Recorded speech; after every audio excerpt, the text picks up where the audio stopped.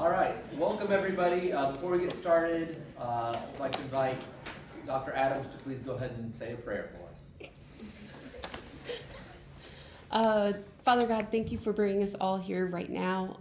Lord, I pray that through this talk we are able to just learn new things that lead to a closer relationship to you, and also allow us to learn things that we can hopefully one day use to bring others to your kingdom as well, Father. We love you. We praise you in Jesus' name. Amen. Amen. Thank you. First off, take a look up here. We'll get back to this later, but I just want you to notice the number one. We're getting close to 30,000 iterations there. Y'all see that? Okay. So we'll come back and talk about it more. We'll leave that going. And this going. Fancy, huh? Fancy. So, I guess a little disclaimer before we get going. I did have to kind of put this together last minute. I am not a biologist, so if anybody here is super biology, you're like, oh wait, you got this stuff on, feel free to let me know. I've run it by some biologists and I've looked up a bunch of stuff, so I think that's pretty good. But essentially, I want to talk about basically how crazy complex a protein is, and if you were trying to get one to occur, what are the odds of that? That's the main thing. So let's get going. So proteins. There's actually a whole bunch of different types of amino acids, so we're even starting off with a simplified version, because as far as life goes, they pretty much just use 20 different amino acids. They're there. There are two types of these amino acids. They're called chiral. There's both a left and right-handed version, so it's like my hands here. They're like mirror images of each other.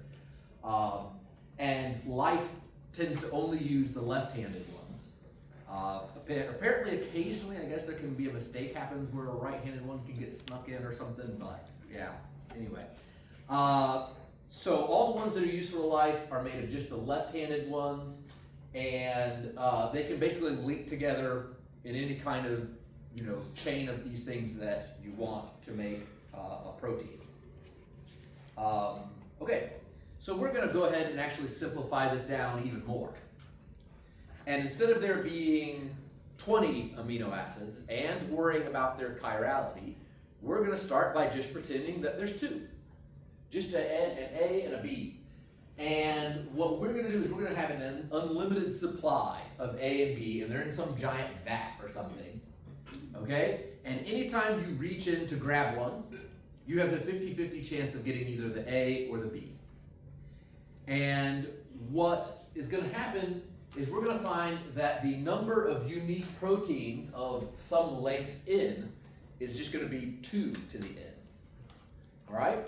And it's going to become a lot more complex or complicated, or there's a lot more combinations than I'm guessing you're going to expect. So let's take a look here. You start off, I did a little thing here, you do your first pick, and you either get an A or a B. And so then you can follow this tree along. When you do the second pick, you'll either get another A or B.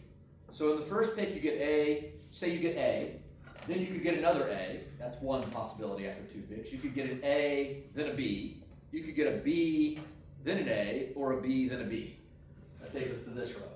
So with just 2 picks, we have 4 possibilities. Now, from each of those 4 possibilities, we have 2 more possibilities that could go with each one of those. So with BB, we can either get BBA or BBB. With BA, BAA, or BAB. And so on and so forth. And then that takes us up to 8 possibilities for the third choice. And then the next one is 16 possibilities. I didn't really go beyond that for my picture. But if you notice, what's happening is the first possibility with our single choice was 2 to the 1. And then the second one was 2 to the 2 with 2 choices. It was 2 choices and then 2 choices for each of those 2 choices. And then we have 2 choices for each of those 4 choices, that's another 2. And 2 choices for each of those 2, that's another 16. And 2 for those, it's 32, 64, 128. It starts going up and up really fast.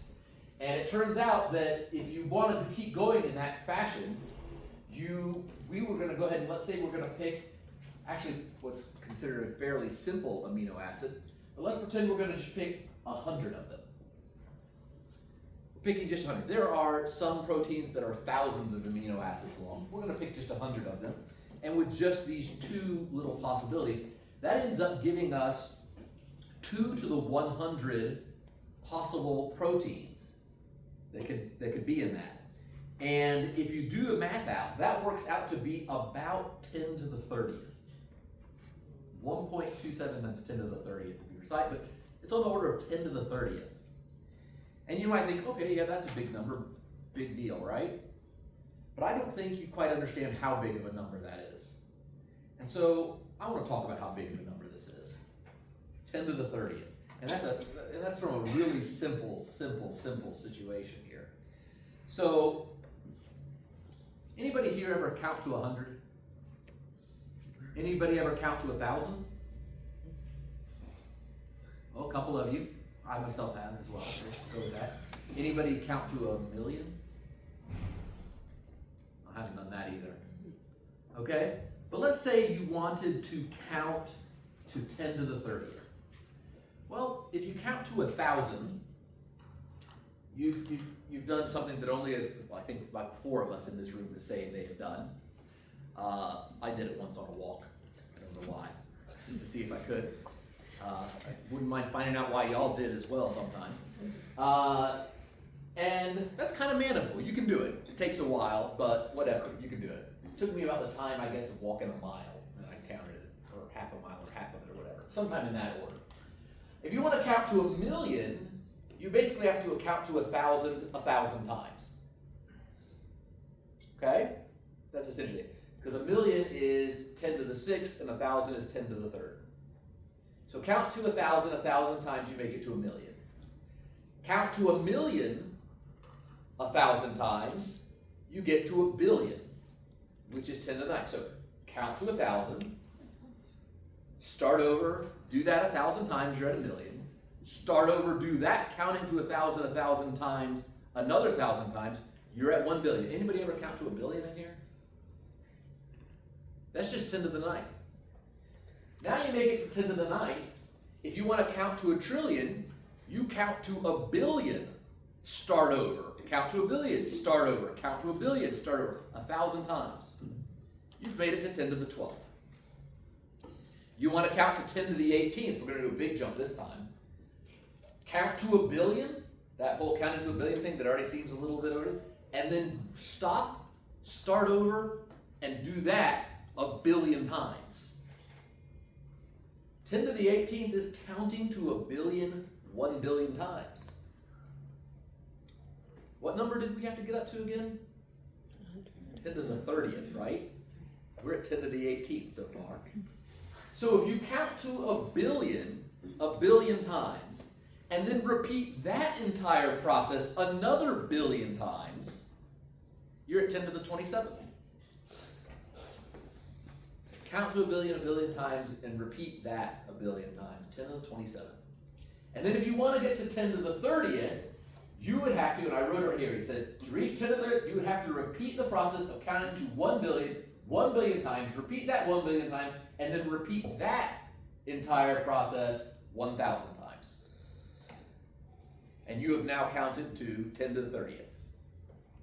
Anybody think they could do that in their lifetime? Anybody think they could do that in 100 lifetimes or 1,000 lifetimes? I think you are mistaken.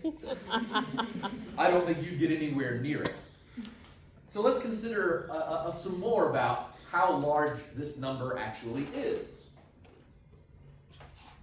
So, and this is actually a little bit of an underestimate of this, because in reality, when you put dimes next to each other, there's always those little spaces between them because they're circular. I pretended they were not, which meant you could actually fit more dimes in a single layer than in reality. Okay? But just pretending, we were pretending they were, you took dimes and you made them into squares of the same exact area, and then did this. So, to give 10 to the 30th dimes, we could cover the entire continent of North America. That's a lot, isn't it? Except we could then cover it again, and then cover it again, and cover it again, and cover it again. In fact, we could stack these up to about 13.8 thousand meters. And to keep that into a little more perspective for you, that's, where did I have that on there? So it's about 384, oh no, I'm sorry. Yeah, 13.8, I said, oh my gosh, I forgot the million part. It's 13.8 million kilometers. Sorry about that, okay? This is about 36 times the distance to the moon. If you were to calculate this volume out, and I did this one as a real quick, just in my head kind of thing, this is many millions of times more volume occupied by these dimes than our entire planet, as far as volume goes. Okay? Yeah. That means if we could turn the entire planet into dimes, it wouldn't be enough dimes. Not even close to get to this 10 to the 30th. Okay? So, yeah. And we're talking, notice right here, the height of a one layer of dimes, 0.00135 meters. Very small little stack to get to 10 to the 30th. We starting to feel like we understand this number yet? Because I don't. I still can't imagine this number. Now, let's talk about, when we were talking about counting to it, and this one I think is probably an overestimation. I think I have overestimated how quickly we could make these proteins, because what I was going by when I first ever thought of this a long time ago was in quantum mechanics. I learned that you could make or break chemical bonds in about 10 to the negative 14th of a second. Okay? So, very, very quickly. And then I think at the time I thought, let's say I'm doing a certain chain of them, and how long would that take before I could bring them together and piece them together? And so, as a quick estimate, I thought maybe it takes me 1/10 billionth of a second to make one of these proteins, right? That's 100 long. And I thought, well, that's probably fairly safe. 1/10 billionth of a second. That means I could make 10 billion of them every second. Okay? Then I took it a little further, and I still stuck with this 10 billion per second number. And I said, let's make it 10 billion unique ones every second. So, in other words, we're getting a whole lot more than 10 billion made per second. And we're getting them made at such a rate that we're getting 10 billion of them every second that have not actually already occurred. And you have to remember that in reality, it has no memory, but on average, let's say we're getting that. And if we wanted to do that, I thought, how long would it take for us to make that 10 to the 30th type of proteins? And so, yeah, it's still a very, very long time. So if we look at this, you calculate the total number there, we have that 10 to the 30th, and we can make 10 billion proteins per second, unique, brand new ones, never made before. The total time required to make every one of those 10 to the 30th unique proteins is 1.27 times 10 to the 20th seconds. 10 to the 20th is like that, counting to a billion times and doing that 100 times. That doesn't seem so bad, especially compared to the 10 to the 30th. But if you convert that to years, it turns out to be about 4 times 10 to the 12th years. 4 times 10 to the 12th years. 1 trillion years. 4 trillion years. Oh. Let's compare that to the scientifically most accepted age of the universe right now, although this is actually a bit under scrutiny at the moment. I guess it's actually always under scrutiny, and there's always a lot of debate about this. We're going to ignore that debate for a moment, and we're going to go ahead and just say, you know what, have your almost 14 billion years. In 14 billion years, how many ages of the universe would it take us to make every one of those combinations? If we were making 10 billion of them every second. Turns out 292 times the current estimated age of the universe. And I also want to reiterate, what have we done with this example? Well, we've cut it from 20 proteins down to 2. We've also ignored the mirror image versions of them. We've also ignored all the other amino acids that life just doesn't even use, that could also link up in there and mess things up. And we've also assumed we can make 10 billion of them a second. Not just 10 billion, but 10 billion brand new, never made before, unique ones. I don't know if y'all are staring at me because this is sinking in, or you're staring at me because this is just too much math and what did you show up to today? I tried to take as much math out of this as I could. But anyway. Yeah. Just the 100 long proteins. The longest one, you know what, I'm getting ahead of myself. I gotta just let this slide through it. So, that's our simplified version, right? Now, I want to tell you this.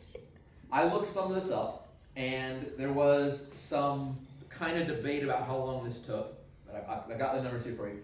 So something like insulin, which is only like 50 amino acids long, that can be made in maybe under a minute. And now, remember my estimation of 10 billion unique ones every second? I'm thinking maybe I gave a little extra wiggle room and erred on the side of caution there, right? 10 billion per second versus it takes about a minute to make a short 50 chain long one. And then there are some proteins, one that I found that's called Titin, it looks like, Titin, that is 34,350 amino acids long. This one can actually take several hours to synthesize one of them. And that is apparently, that is not, okay, so this is where I got a little hung up on, was that's apparently the largest known amino acid that's in the human body, but it's not the largest known amino acid that is useful by some type of life. So I think the largest was like 47,000 or something, I don't know. I'll have it here. So let's now turn our attention to the original problem. After we did it for this 2 to the 100, let's try making a 500 amino acid long protein. Okay?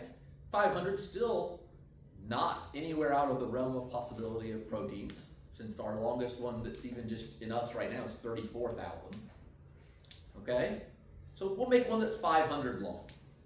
And if we make one that's 500 long, we might as well go ahead and use all 20 of the available amino acids. And we might as well keep in mind that 19 of those 20 are chiral. One of them, turns out, is not, which is something I found out yesterday. So I had to go back in and rechange some of these numbers, although very slightly changed them, only by like a few million billion. So, if we think about this, we have 19 amino acids that can come in left and right flavors there. So that's 38 total right there. Plus we have one achiral amino acid that does not have a chiral counterpart to it, giving us 39 possible amino acids to choose from. If we then take this and in a similar manner to what we were doing before, you could imagine the first choice would be 39. We did, remember my picture back then? I'm gonna go back to it real quick. Because I was thinking about making a picture like this for this one, but it wasn't feasible. I don't think I could have done more than the first row. Because the first row would have had 39 letters that I had to come up with. I don't know about you, but I think there's only less, there's not even 30 letters in the alphabet or something, right? So I would have had to come up with an extra 9 or 10 or something letters. Maybe I would have gone to the Greek alphabet. Something like that. Who knows? Bat symbols and smiley faces. And I would have had to have written out 39 of them.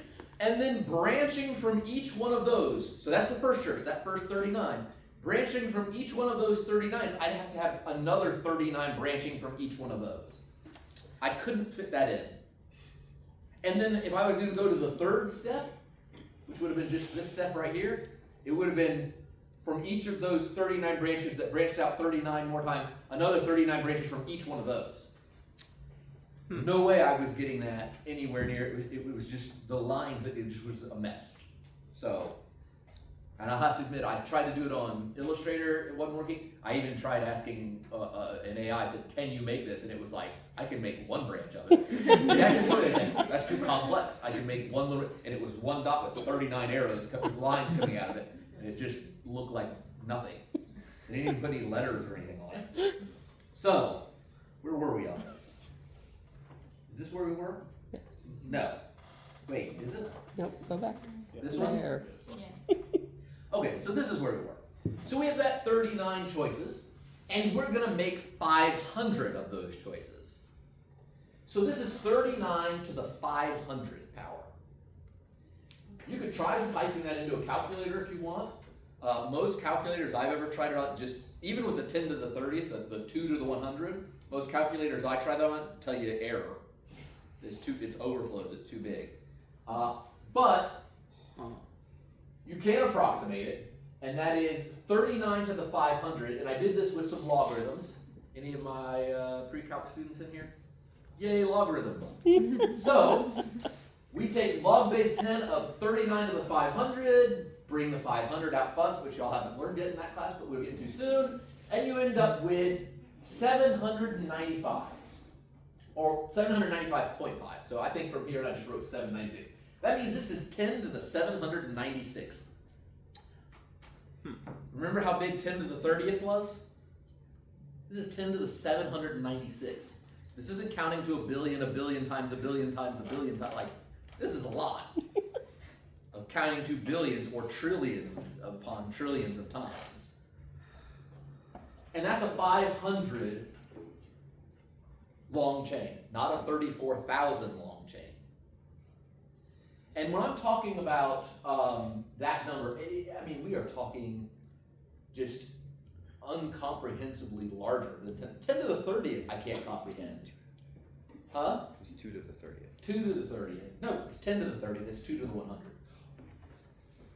But this number, I mean, I can't even come close to thinking of this number. I think the only person in the room that has a chance would be Dr. Kim, but he's sneaking out. So.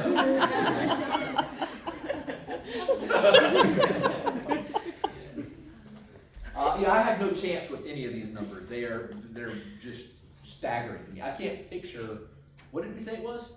26 times the distance to the moon, or was it 36 or whatever it was? I can't picture that in my head. Like, I can't do it. My mind cannot comprehend that number, let alone the 10 to the 796. So, how about how long it's going to take to get all of those proteins made uniquely? Still, with my nice, I think, very generous, 10 to the 10th unique, brand new, never made before proteins every second. Turns out that's going to be about 3.17 times 10 to the, so that's really the only important number there is that 10 to the 778 years. Remember, we measure, at least science-wise, we measure the age of our universe in billions, which is 10 to the 9th years. This is 10 to the 778 years. And this is a 500 long amino acid chain. Only 500. I'm not sure how you could do that. I don't know. This to me takes the incomprehensible 10 to the 30th to another incomprehensible 10 to the, 776, to another incomprehensible amount of time that it would take to make this. I don't know what to say about that. Those numbers just, they baffle me, I guess. It's not even close to picturing that in my head. So, how rare is a functional protein? Because you might be saying, well, if we have to make 10 to the 30th proteins, maybe 10 to the 29th of them are all actually good ones. No. The majority of proteins you can make are worthless or harmful to life. They are bad. So the vast majority of them that you would make out of that 10 to the 30th is garbage or detrimental. So yeah, I found this guy, Douglas Axe, and a few years back I put a little thing here. Back in 2004, he tried to estimate the rarity of functional proteins if you had just a chain of 150 long amino acids. And what he came up with is, what did he say here? The total number of random combinations, left and right amino acids, 39 to the 150th. It's about 10 to the 38th, I think I wrote there. I needed my reading glasses to be up here. All right? Out of this immense number of possibilities, he estimated the odds of a random sequence forming being 1 in 10 to the 77th. One, a functional one, forming. Out of that is 1 in 10 to the 77th. Whew. Good luck with that. To get a functional one. And there, honestly, when you have that many, there's probably only a few thousand or million that are actually functional, which is nothing compared to this kind of a number.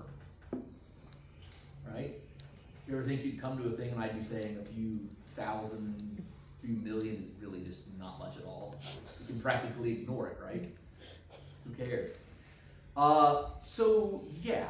So I calculated it for 10 to the 500th. I didn't go back and change it to 150 because I'd already done this by the time I found this guy, but still.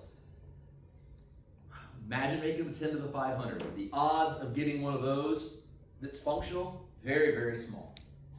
So this is very, very supportive of how unlikely you are to get an actual functional protein.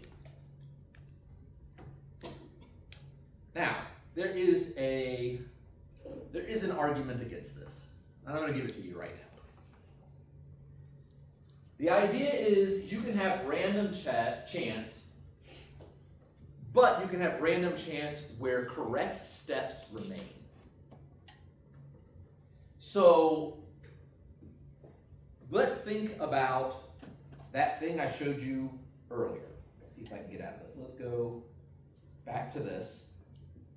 We're at 29,000, about to hit 30,000. So this is the size of a chessboard, right? 8 by 8. There are 64 squares on the chessboard, and I coded this thing to randomly select, and you can see how fast it's making entire new boards, right? It's, I don't know, making 50 every second or something. It is randomly selecting one color for each square, black or white, and if it ever makes an actual chessboard that alternates all black, white, the whole way through, it'll stop and tell us how many iterations it took. The number of combinations you can make with a chessboard using just black and white squares is 10 to the 64th. Or not to the 2 to the 64th. I'm sorry, I don't know why I said 10. 2 to the 64th, which I think on that last slide I have up there, how big of a number that actually is. We're at 33,000. I started this earlier, just been letting it run this whole time. I felt pretty safe that I wasn't going to come back to this and have a checkerboard there. Now, here's the big argument against this, and I'm going to go ahead and stop this. I think we got the point about waiting on this, correct? Okay. I put this little button right here. And this little button, if I toggle that on, what it does is it keeps any correct square. So if a square that's supposed to be black randomly gets picked as black, it'll just stay and we won't choose it anymore. Okay? And this is the idea, is that if you have correct steps, then something that would take, like we just saw 30-something thousand iterations, is going to take way more than that before we actually get it. We could let this thing probably run the rest of our lives and not get it. But if you change it where it keeps the correct thing, how long do we think it's going to take with this? Oh, it took 6 tries. Huh. Oh, look at that. There we go. Let's try it again. Oh, 8 that time. Huh. Oh, 5. Mm-hmm. So this is, 7 that time. Pretty consistent there, under 10 though, right? 7 again. We can get checkerboards, or chessboards, really fast doing that, correct? Mm-hmm. Well, that's one of the big arguments. Where do I want to go for this one? Slideshow. From current slide. So this is where so that's one of the big arguments against how we get past this idea of so much complexity. The idea is if you get something small that's a fraction of the overall needed thing, that it will then stay, and then you can get a bunch of little things that happen to be correct, and then they eventually make the much longer, more complex thing that is correct, even with random chance. Now, I have a problem with that. Okay? This is the argument I almost always hear. I've heard this for years. And one of the things that I have a problem with this is, this assumes there's an end goal. This assumes that the chessboard pattern we were looking for was what we intended to look for. Why is that chessboard that alternates any better than the other ones? Why? Because we said so by designing a game that fits on that chessboard. That made it a better chessboard, correct? So even if you hear this argument where you can take something very, very complex and the simple rules kind of build it up by keeping correct steps, that, and I think they often call it in evolution, they call it the irreducible complexity, where they're like, oh yeah, well you can just get this step right, and then a long time can go by before you get finally the very rare second step to be right, and then maybe a long time goes by, then you get the third one, and it builds up that complexity over time. The thing to me is that you still assumes you had a preference. And to get a preference, I don't know of any other way than a mind, because I'm not sure that things that aren't thinking or don't have minds have a preference. So I feel like you gotta have a preference. How am I doing here? Oh. I was worried I was gonna be done in like 20 minutes. Y'all know how much I like to talk, so anyway. I want to go back here one more time. I want you to know my assumptions, because perhaps I assumed something here incorrectly. I am not perfect, not by any means. Just ask my wife.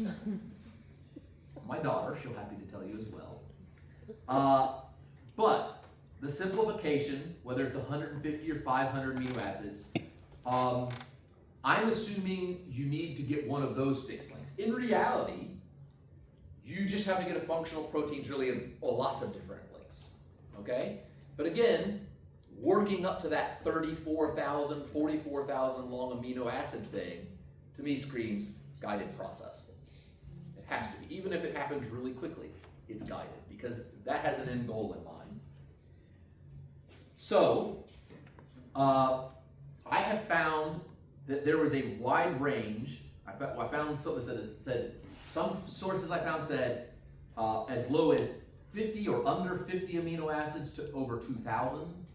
I found some others that said 11 to 44,000. I found some others that said 40 to 30 something thousand. Like, I couldn't track down an actual agreed upon minimum and maximum length of amino acids used by life. So I did not cite a source for this, because it seemed like everyone I looked up had a different thing to say about it. Okay? And I am not the biology guy to weed through and say, oh yeah, this guy's right and this guy's right. I can't do that. All right? So, in one hand, this would decrease the likelihood, considering that you have much longer proteins to make. Much, much, much longer proteins. It, on the other hand, could increase the likelihood by giving you that ability to make the shorter ones. Because we did go with 500 or 150, and there are shorter ones than that. So either way, the gap between total number of proteins you can make and the possible functional ones is still immense. Incomprehensibly large. Okay? Well, I wrote here, unimaginably vast. That's pretty good, I think. I do say so myself, but whatever. Here, the speed of the creation assumption, I talked about this a little bit, where I really don't know, in the vast universe that we have, how quickly proteins can be formed, new ones constantly throughout the entire universe, for us to get something that's useful somewhere, somehow, sometime.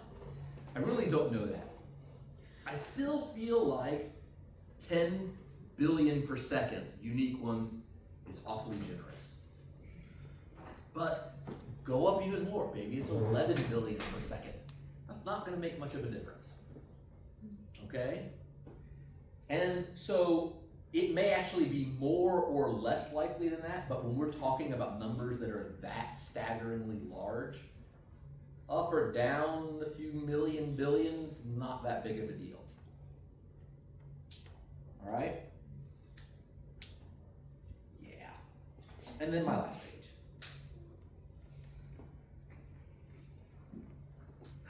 I really like this.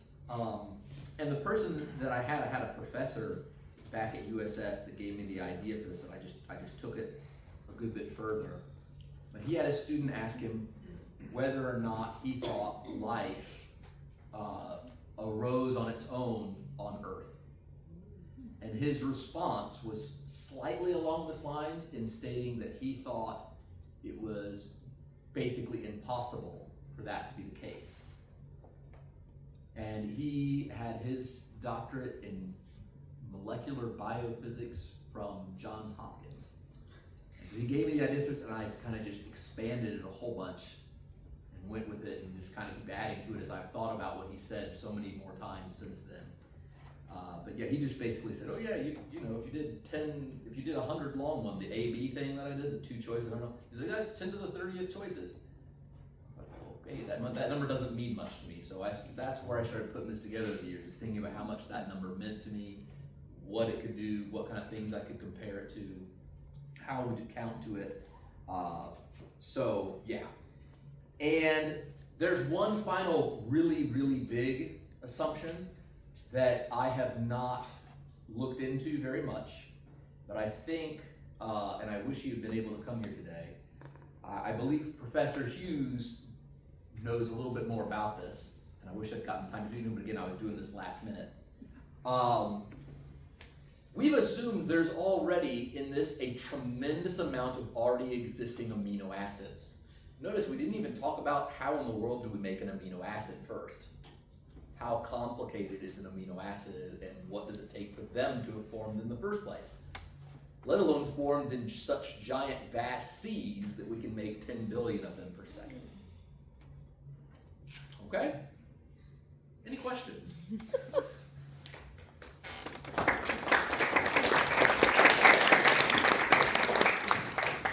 think this is a record for me. Under 45 minutes. How about that? I don't think anybody's ever heard me talk for less than 45 minutes. My wife says no. Any questions? Anything? Yeah. Something else you maybe can consider for calculation is with 20 amino acids, there's 2 threonine and isoleucine that have 2 carboxylates, so you have 4 possibilities for each. Oh gosh. Or that just makes the numbers worse. No, I didn't know that though. There's no question, I just wanted. Okay, thanks. No, that's good. I'll update this. Yeah. So would you say that this is an abductive argument over like a, over like an absolute or something like that, or like it's argument from like facts to this is the most likely? I believe I restricted questions to questions that contain words of no more than 3 syllables. So, what do you mean by that? What are you getting at? Like, would you say this is an argument that goes from like facts to like this is general, like assumption based off of these? Well, now you've used the word facts. Oh, bro. English sections. Not this again.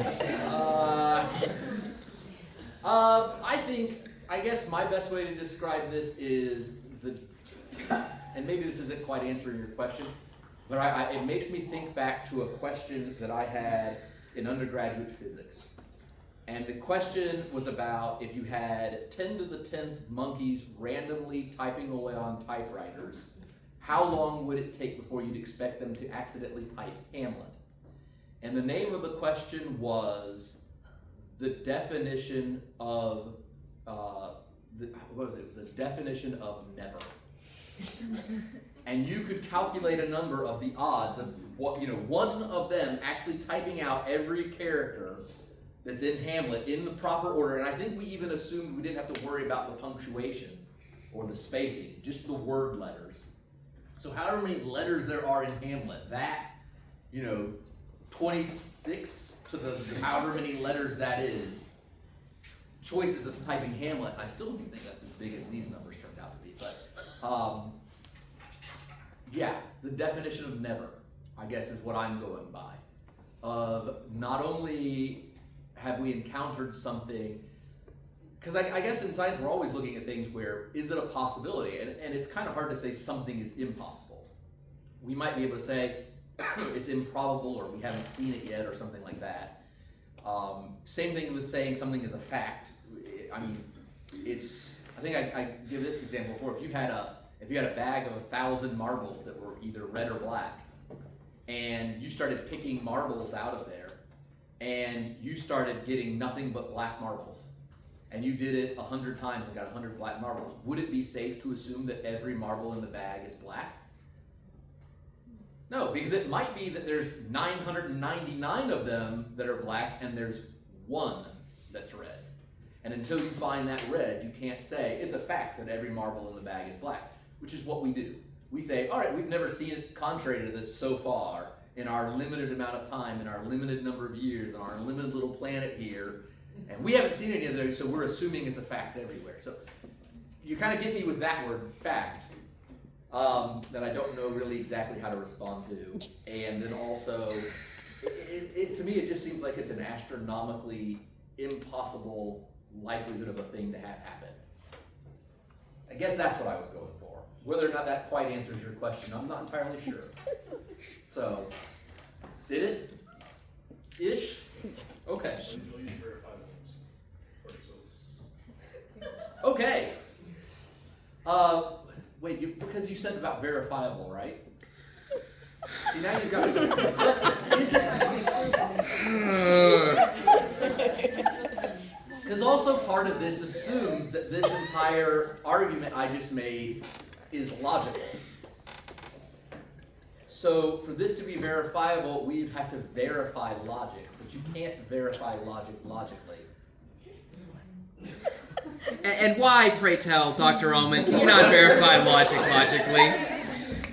Now you just be mean. No, I'm actually curious. Well, I mean, what logical test can you do? Because to assume, because if you're going to prove something, logic is logical, you have to assume that logic is correct first. So you've made the assumption that logic is correct, and then logically concluded that logic was correct. You can't do that. So it's really nothing more than an assumption. So we're assuming I didn't make mistakes on numbers. We're assuming that no human has made a mistake on how to take powers of numbers or anything like that. We're assuming our math is correct. There's a lot of still assumptions on this. But I assume that I have a rational brain because I also assume that my brain was not made through just randomness. So I think we're good. If I was an atheist, I wouldn't think we were good. I don't know how I could then argue that what my thoughts are and the things I just set up here are actually true, or correct, or logical.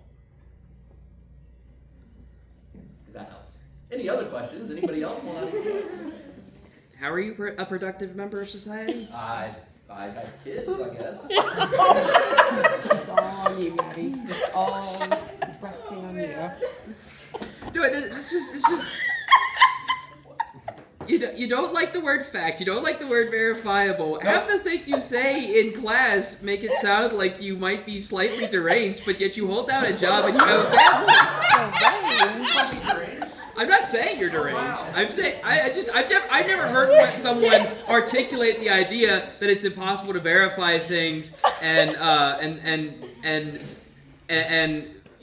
try to define how fact isn't a proper term to use. We It need just to doesn't introduce seem. him to Dr. Davis. It just doesn't. Put Dr. Davis and him up there. Oh, brother.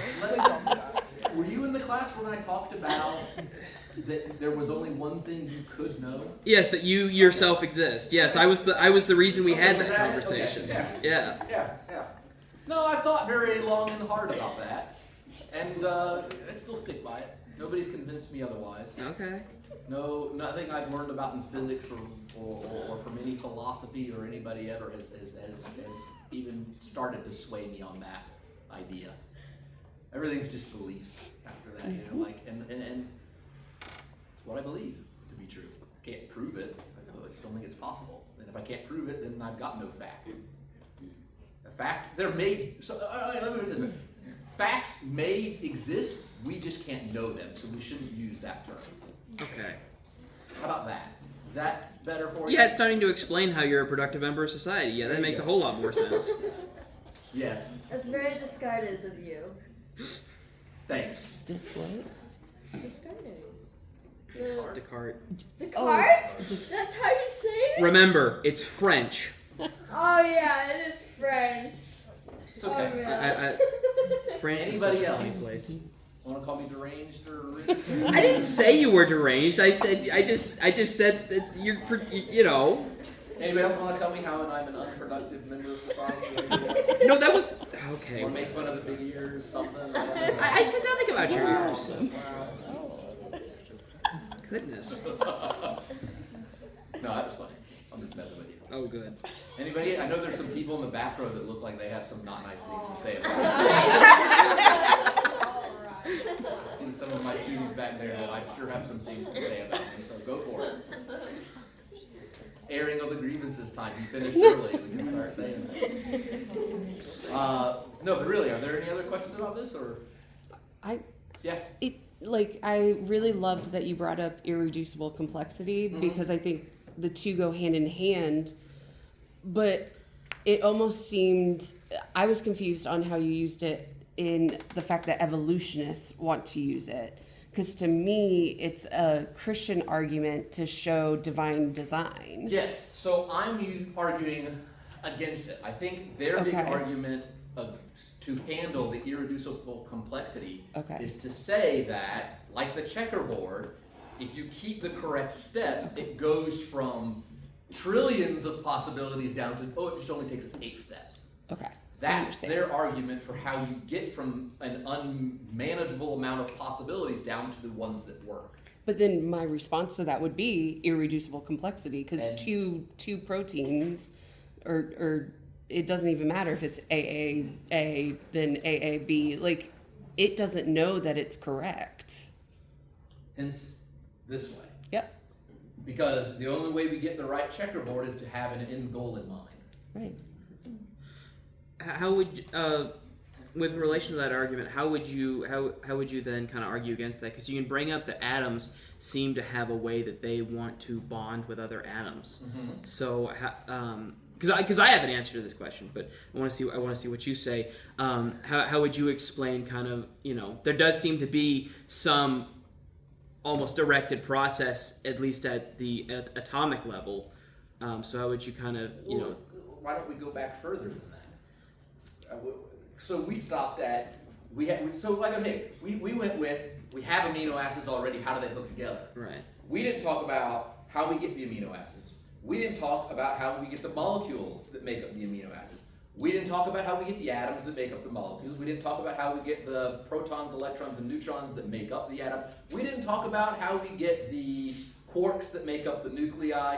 We didn't talk about how you get the gluons to hold them together. We didn't talk about all of these kinds of things that we can keep going down this rabbit hole about to eventually get back to how did we just get these rules to begin with? Why are there rules in the first place? So if we keep going back and back and back, no matter what, as far as you go back, there has to be some reason. And I'll tell you this, I've actually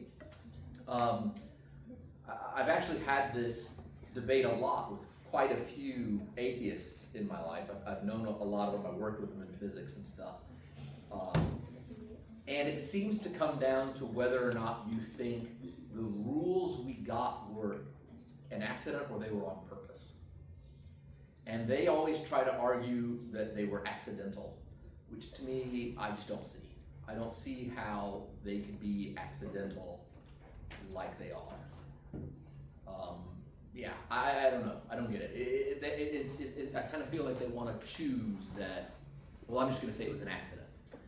You know, and they're going to just attribute everything we would attribute, say, to God, all the properties that we give to God to make this universe on purpose, they want to attribute to something else and just say it did it on accident. Because they really can't explain it. And if you go back far enough, like you might go back and say, well, we look at this and we can't find any law of nature or physics that allows our universe to exist all on its own. Something had to start it. Well, then they come up with things like string theory, which I hate to call a theory because it makes no testable thing, and it's going out of style anyway. But it had these membranes that collided somehow and created our universe. Well, where did the membranes come from? And where did the idea that they could collide come from? And where do they have the properties they could collide? And like all of it still just pushes the question further back. But even if you then said, well, those are eternal as well, all you're doing is saying, well, then they have some big property of God that they can create a universe. It's just they did it by accident. Which, and then see, now you're getting me into wanting to talk about time. Which I do talk about this, I think, a little bit in my Torch Talks back on relativity, where I link time and stuff, and I just don't understand how something that doesn't have a mind could make or vary itself outside of time. I don't know. Maybe you should probably go watch those. They're very interesting. In my opinion, they were spectacular. In my wife's opinion, there was way too much math. After every one of them, she told me, that's too much math, take more out. That's still too much math, take more out. So if you watch them, there's 4 of them, and they get to be less and less math intensive. But it was still too much. It was still too much, even on that last one. Yeah, it was still too much. So, I don't know. I have a hard time thinking of that something that doesn't have time to make a decision can make a decision, I guess. But it's not really making a decision, it's changing. But if it's changing, then it's based in time, which means it can't be the thing that created both space and time. So you have to have something that's not bound by time, but then also can choose to act, in which case you're already saying there's a mind, and then it's a long, you go from there to get God, what the properties of God would be, and it fits the Christian God, so yeah. I mean, that's a long discussion. All right. So. What is that called in apologetics? Is that Wow, you think I know that? presupposition? Sure, I think yes. so, presupposition. Very good. Very good. Not having taken a single apologetics course in my life, I'm going to go ahead and say, yeah. Yeah, why not? Yeah. I bet Joe Davis would know. Yes, he would. He would know the name of that. I don't. I'm not very good with names. That's like going ahead and assuming that our logic is correct. Like Yes. we're going on the fact that we can be logical to even think through any of this. Yeah. Does anybody want the link to this? I could put it online, just let it run and see if it ever happens. I could do that if you want. Post that up. Sure. I'll throw that online and let y'all have the link to that. Just put it on a computer, let it run. Come back a few years later and see if it's still going. Okay? Maybe your computer would break. Maybe. It probably would break before this would actually happen. Yeah, you'd have to update it. Any other questions? No? All right. Well, thanks for coming, everybody.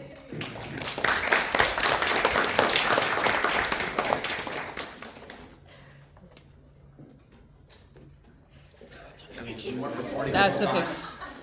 There it is.